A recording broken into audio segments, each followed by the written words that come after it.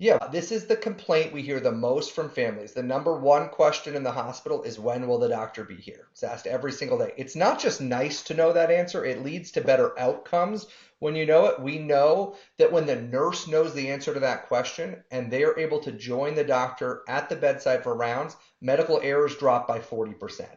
Just eliminating that telephone game by being in the room at the same time improves health outcomes, just in that single example. So we knew people cared about this. They wanted to solve it. And they've just said we had given up on a solution until we saw what Q rounds could do. Okay, well, now I'm dying to know. How did you solve this problem?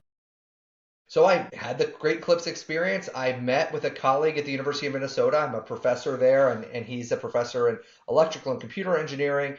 We met for Korean in Dinkytown, and I said, could you build the Great Clips app for healthcare if we got some funding? So we started with a grant. We got a $5,000 grant to build out a proof of concept. It did not talk to the electronic health record. It was kind of a manual, clunky process, but we knew we were onto something when that process was implemented during Q rounds, excuse me, during COVID. And we had families that weren't able to be at the bedside, physically not allowed to be in the hospital, were now able to join rounds. We had med students that were not allowed in the hospital because there wasn't enough PPE, personal protective equipment. They were now joining and triangulated at the bedside, even with this clunky EHR agnostic thing. And people were saying, you're on to something here. And that's where we did a small fundraise to be able to actually do that EHR integration, partnered with Fairview, and went live there over 2 years ago.